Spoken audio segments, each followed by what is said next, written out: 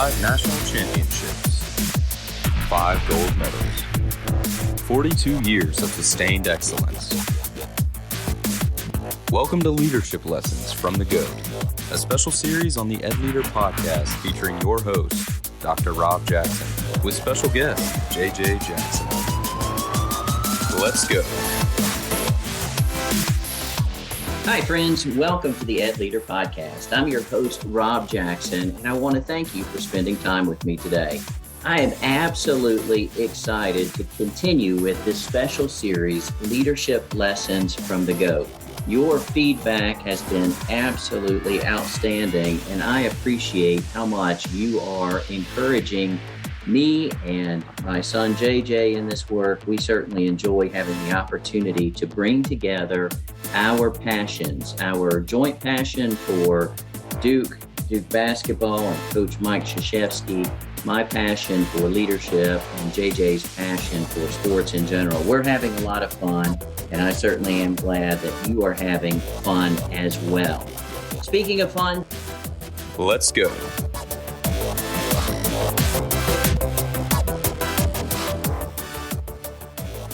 JJ, it is so hard to believe that this final season with the GOAT at the helm of Duke men's basketball team is rapidly coming to a close. We talked about it before it started. We've talked about it during the season, and we're right here at the 9th hour. How's the season been for you, buddy? Yeah, it's been a whole lot of fun to follow, Dad, talking about the Duke basketball team. And it's the best time of year. March Madness is here. Everyone is filling out the bracket as we get set for the NCAA tournament coming up. And it's been a really fun season to watch. It's been very surreal knowing that this is it for Mike Krzyzewski, knowing that we will no longer see him coach a game from inside Cameron Indoor Stadium, but a lot to celebrate this season with Duke. They had their first ACC regular season championship since 2006, which is really impressive. So the first time in over a decade that the Blue Devils were able to win an outright ACC title. They did share the title back in 2010, but a fun season for them. They've had several players earn end-of-season accolades, including Paulo Banchero being Freshman of the Year in the ACC, and Mark Williams and Wendell Moore Jr. were on the all-defensive team. So a lot of fun individual success, and this team still has one ultimate goal left in winning the 6th national championship. Absolutely. It has been a great season, and it strikes me that when we recorded the 3rd episode in this special series, and we want to say thank you to all the listeners for the incredible positive feedback we've received about this special series. When we were recording that episode, you were talking about, wouldn't it be great if the team was able to hang a banner this year? And we know they've accomplished that. As you said, they won the regular season outright. And so there's a banner for the Blue Devils. There's actually an opportunity for 3 banners in any given year: the regular season, the conference tournament, in this case, the ACC tournament, and then the national championship. And so, Joshua, it's a bit ironic that our last episode was about facing adversity. And we were probably hoping that there would not be a whole lot of adversity for the team moving forward. At that time, we talked about the adversity of the COVID pause they had around the Christmas holidays and the legal issues that a couple of the players had. And we were kind of hoping adversity was beyond us. And then we got set for the final home game at Cameron Indoor Stadium. I know we don't like to talk about it a whole lot, but how did that night go for us? Yeah, a tough loss for Duke. They lost by 13 points to North Carolina. Duke gave up 94 total points in the game, the most that they had given up all season long. Duke had a 7-point lead with about 11 minutes to go in the second half, and North Carolina ended the game on a 38-20 run to win that basketball game. Just tough way to end it. It was a emotional day for everybody involved, as nearly 100 former players were back to watch their coach. It truly did feel like senior day for Coach K, was the way Brendan Marks of The Athletic described it to me on Locked On Blue Devils, the podcast I host. And not the way you wanted the year to end in terms of the regular season, and certainly not the way you wanted Coach K's final home game to go. However, you talk about some of the best Duke basketball players that have ever come through the program. They lost their final game from inside Cameron Indoor Stadium. A little bit different when you've been coaching there for 42 years, but certainly adversity involved in that because they could not walk away with a victory against North Carolina. It was a tough night, and I'm aware that not all of the listeners of the Ed Leader podcast are basketball aficionados, or maybe even not even athletics aficionados, and so they may not know a whole lot, or may not have been tuned in to the final game. But one of the moments that you and I have talked about, and you've talked about it on the Locked On Blue Devils podcast, was that very special moment after the game was over and Coach K came back out with his family. He was going to be honored by Duke University, but before any of that could take place, there was something that was incredibly important for him to do. What was it? What was the first thing he did once he hit the court after that last home game at Cameron Indoor Stadium? Yeah, Dad, he instantly walked out on the baseline of the basketball floor. They had pulled out some chairs for folks to sit in, and so Nina King is the director of athletics for Duke University. Vincent Price is the president. They were in chairs, and then so was Coach K's wife, Mickey, his 3 daughters, and then off to the side were Coach K's 10 grandchildren. And he first thing walked over to all of his grandchildren. They had sort of like a team huddle that you see in basketball. One of his grandsons, Michael Savarino, is currently on the Duke men's basketball team. So his sister ran over to grab him so that he would not miss out on that special moment. But it was really surreal to see a 75-year-old head basketball coach hug 10 grandchildren on the floor after his final game. I tell you what, it was surreal. It was absolutely beautiful, and really speaks to some of the things we've talked about throughout this special series in terms of who Coach K, the man, is, a man of integrity, a man whose core values are very apparent, someone who is known to value his family. And in his biggest moment, where there was just the world standing still to honor him, ESPN had spent the entire day on campus and had all kinds of coverage. As you said, 100 former players, many of them NBA stars in their own right, in the stands watching the ball game. And the first thing he did was gather up his grandchildren for this big team huddle. And so certainly it was a moment that was not lost on me and not lost on many, as he celebrated this moment that was supposed to be all about him with his family. And then an enduring picture for me was as he was walking off the court when the game was finished. His wife, Mickey, had come over, and the TV showed the two of them walking back through the tunnel back to the locker room, and they seemed to reach out instantaneously at the same exact time for each other's hands and walk hand in hand down the tunnel. And we've seen that often throughout his career, but it's always wonderful in what could be a selfish moment to see someone that we're holding up as a great leader who's demonstrating yet again what's really important in life, and that, of course, being family. No, for sure. And talking about his wife being there side by side for him throughout his entire professional career was certainly touching, and a big moment addressing the entire crowd after the game went final in Cameron Indoor Stadium. You saw Coach K reiterate the fact and kind of say it over and over again that family is never more important than basketball. Ever, ever, ever is family more important than basketball. And he wants all of his players and assistant coaches and fans, Duke basketball fans, to feel that way too. Because at the end of the day, it is just a game. It means a lot to a lot of us. But yeah, it was really cool to see him like that. Absolutely. Family is the most important thing, as he has said and as he has demonstrated, and I very much appreciate that. Well, as we turn our attention back to Coach K's book that we're kind of working our way through, Leading with the Heart, today we want to talk about something that the Duke basketball team really needs to concentrate on, particularly with what they have ahead of them, and that is focus. And the topic for the leadership tenet we're pulling out today is focus, and specifically focusing on the task at hand. In the chapter in the book, Coach K says, I believe a big part of leadership is about winning the moment. And so they left the regular season and they headed off to the ACC tournament, had the opportunity to perhaps earn a second banner on top of the regular season banner. How'd the ACC tournament go for them, JJ? Yeah, they got a couple of wins. They defeated Syracuse and then defeated Miami in the semifinals of the tournament.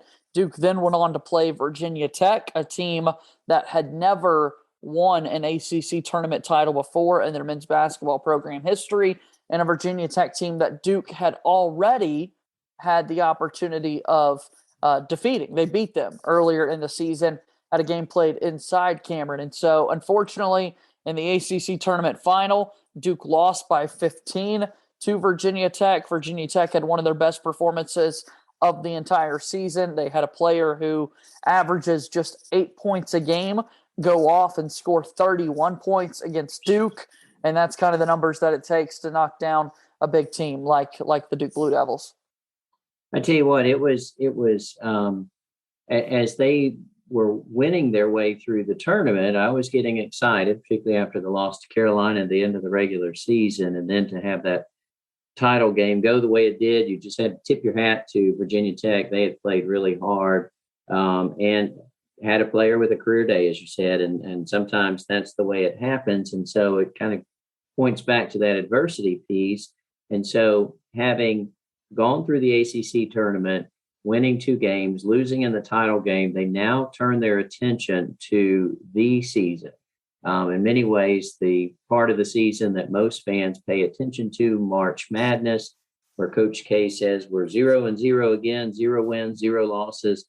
Time to get started. No better time than to focus on the task at hand. And in describing the leadership lessons in this particular leadership lesson, Coach K harkens back to the late 1980s, where Duke is having a lot of success, several Final Four runs, in fact, just really doing everything but winning, and talks about the 1990 title game against the UNLV running Rebels.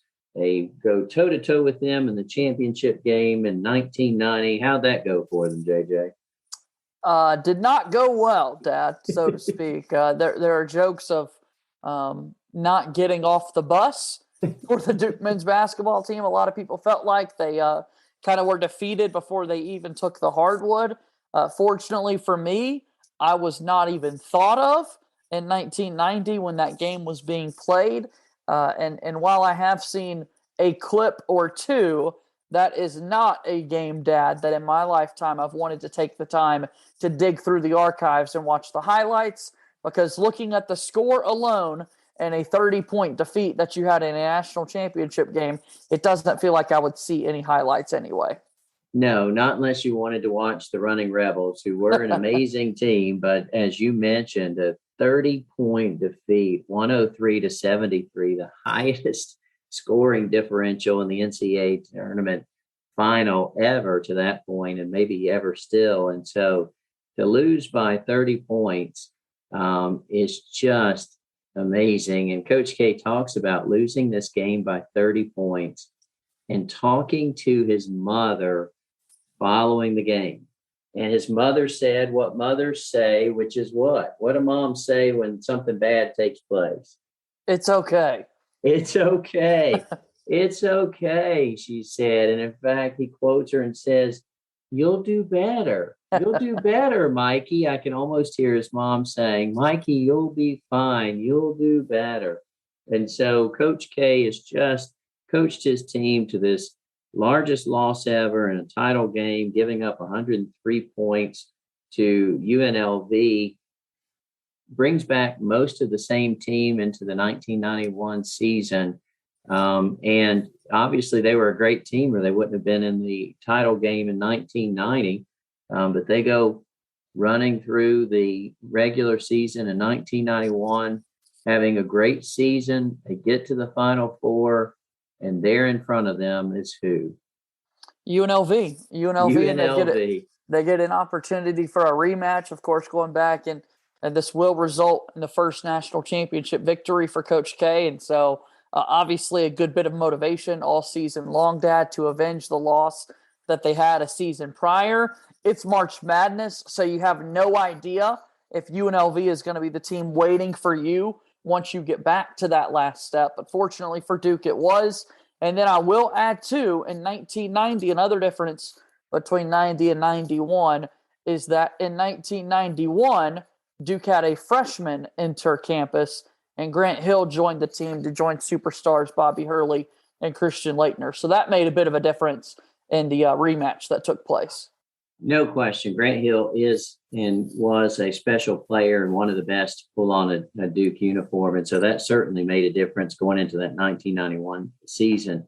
Coach K, in talking about being prepared in those moments and being ready to lead with the heart, preparing the team and being ready to focus on the task at hand, says when events beyond your control pull you away from your team, delegate as much as possible. And in the chapter, he talks about a crucial moment in that 1991 title game where Duke had just gone down by 5 points and Bobby Hurley's bringing the ball up, and without looking at the bench, he shoots a very long 3-point shot, swishes the basket, and Coach K felt like that was the turning point in the game because it shook the running Rebels who were used to just running all over everybody.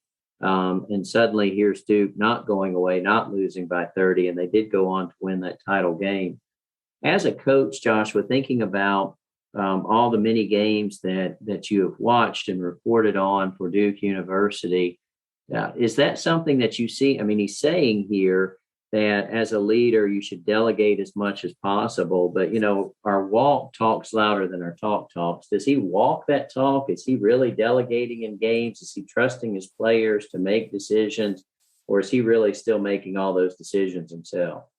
No, I think it is typically Coach K trusting his players to go and make the decisions, because at the end of the day, you could coach them as hard as you want to, but the players still, point blank period, have to go out there on the floor and make the plays themselves. There is just no way. It's not a video game, Pops, where a coach can take over a controller and want to do what the players need to be doing when that moment takes place. So the ability to have trust and the utmost confidence in your players to get it done is something that Mike Krzyzewski clearly has. And he's for sure making sure that his players have confidence and that know that he does trust them. JJ, that's a perfect segue to his next tip in this tenet, which is don't forget that each individual on your team needs to take responsibility for their own performance. And so as you think about him, I mean, just what you just said in terms of the players have to play, the coach can only coach. But do you see him like empowering players to take responsibility and then forcing them to own the outcomes of the decisions they make? Yeah, no, I think that that's something that he does a very good job of doing and voicing that to his players. You think about some of the best shooters in the history of basketball, Stephen Curry being one of them, now being the greatest 3-point shooter in the history of the sport. If you miss shots, keep taking them because you know you can make them. You've seen it go in time and time and time again. And oftentimes Mike Krzyzewski will talk about the fact that some coaches want you to stop shooting if the ball is not falling, if shots aren't falling, because you don't need to be selfish. You don't need to be a ball hog. You need to give other players the opportunity to make plays. But that's not Coach K. He knows who his best guys are. He knows how to scheme up a successful offense for his team. And so he is going to find a way to make sure his best players continue to make plays and have the opportunity to make those plays.